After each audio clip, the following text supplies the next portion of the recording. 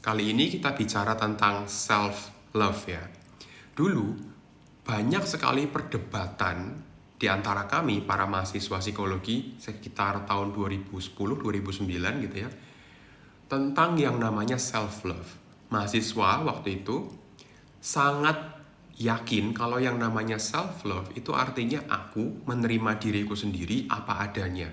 Tidak mau mengubahnya, tidak perlu untuk mengubahnya, yang penting aku terima dulu apa adanya diriku. Artinya cukup pasif. Nah, kubu yang kedua adalah yang namanya self-love itu nggak boleh pasif. Harus selalu berusaha sedikit-sedikit maupun banyak untuk menjadi versi terbaik dari dirimu sendiri, sehingga ketika dirimu melihat dirimu lewat kaca, lewat pantulan cermin gitu ya, apakah kamu bisa bilang ke dirimu sendiri bahwa aku bisa sayang, aku bisa cinta, aku bisa menerima diriku sendiri apa adanya. Artinya di sini cukup ada usaha, cukup ada aktif gitu ya. Karena berarti butuh banyak hal untuk mencapai ke situ. Misalnya aku merasa diriku ini kurang menarik, ya udah aku perawatan, ya udah aku mengubah. Aku merasa terlalu gemuk, ya udah aku olahraga, aku diet kayak gitu. Aku ingin melakukan apa, ya udah aku berusaha lagi. Tapi meskipun self love itu tidak melulu tentang fisik ya, ada juga tentang mungkin lingkungan, kita nggak mau lagi di lingkungan toksik dan lain sebagainya gitu ya. Jadi jangan cuma dianggap kalau ini tentang masalah fisik saja. Nah, dari dua kubu itu, mahasiswa dulu sangat yakin kalau yang nomor satu itu yang paling benar. Dan itu yang paling harus diajarkan kepada orang-orang yang konseling gitu ya. Orang-orang yang akan butuh pendapatnya, para lulusan psikologi ini. Tapi, kami semua waktu itu sedikit, banyak lah ya, disadarkan oleh para dosen gitu. Bahwa yang namanya self-love, karena banyak banget tugas-tugas akhir, tugas-tugas mata kuliah, skripsi yang judulnya itu self-love gitu. Sehingga mereka perlu meluruskan ini.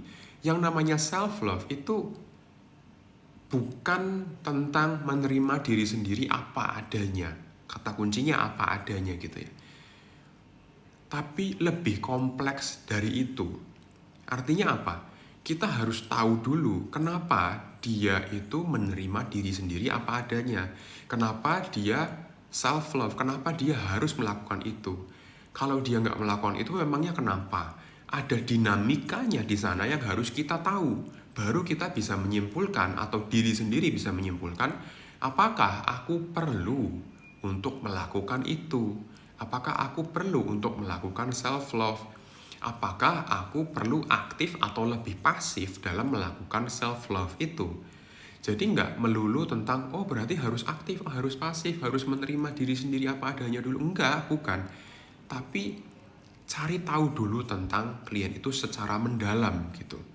Dan akhirnya saya dulu juga beranggapan sama gitu, seperti yang nomor satu tadi, para mahasiswa yang banyak itu. Tapi semakin saya berumur, saya sekarang sudah 34 tahun, artinya sudah berapa? Berarti sudah 15 tahun, 16 tahun lebih dari kuliah dulu zaman S1. Saya semakin yakin bahwa self-love itu bukan sekedar begitu, bukan sekedar kayak dulu waktu saya kuliah. Oh berarti harus menerima diri sendiri apa adanya, enggak. Sekarang saya berpikirnya mungkin karena lebih dewasa gitu ya.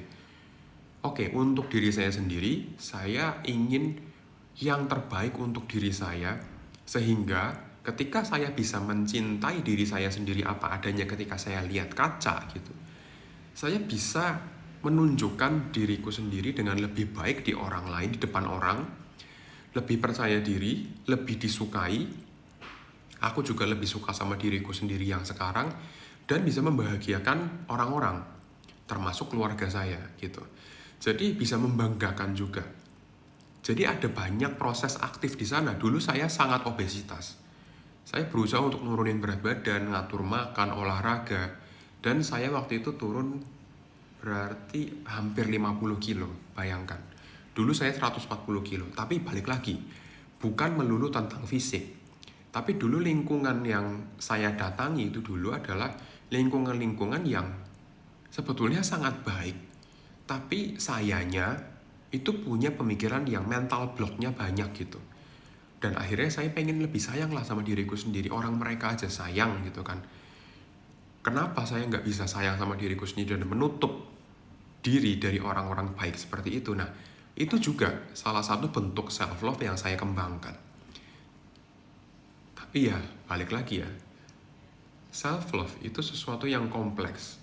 Tergantung dari experience atau pengalaman masing-masing orang, dinamika psikologi seseorang juga, alasannya bagaimana, kenapa dia harus melakukan itu, baru kita bisa tahu. Karena kalau kita langsung menghakimi, oh kamu nggak self-love ini karena kamu nggak berusaha untuk berubah, belum tentu.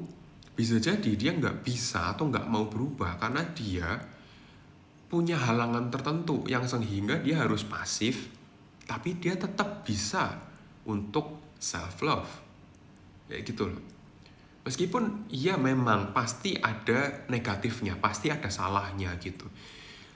Tapi kita harus dengarkan gitu loh. Orang-orang ini tuh punya alasan.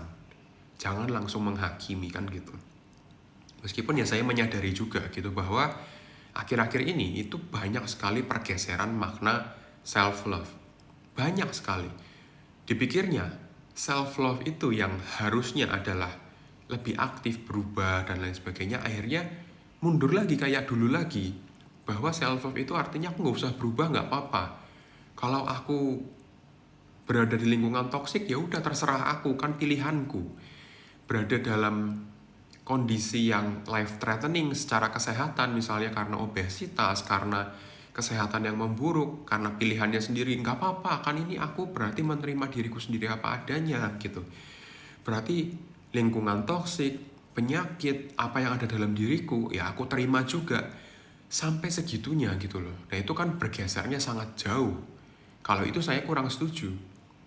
Kalau kamu benar-benar self-love, harusnya kamu tidak membiarkan dirimu itu sakit terus gitu. Seharusnya kamu berjuang.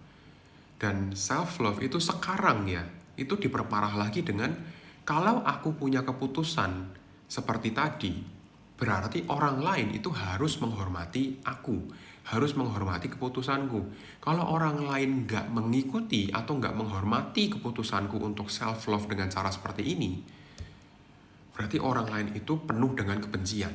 Berarti orang lain itu kalau mengingatkan atau mengarahkan dia menuju kebaikan, untuk menyadarkan gitu ya, artinya dia ini penuh dengan kebencian dan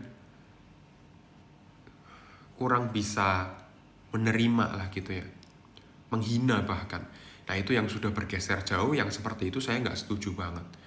Tapi kalau hanya sekedar menerima diri sendiri apa adanya dan aktif mengubahnya, itu kita bisa diskusikan deh, bisa kita bicarakan dan kita temukan titik tengahnya. Kayak gitu ya. Mungkin ini topiknya masih bisa banyak dieksplor lagi sebetulnya. Tapi mungkin untuk VT hari ini cukup segini dulu. Nanti kita diskusikan lebih lanjut, mungkin di live atau di VT yang selanjutnya. Oke, terima kasih sudah menonton VT ini karena panjang banget. Dan salam sehat jiwa untuk kita semua ya.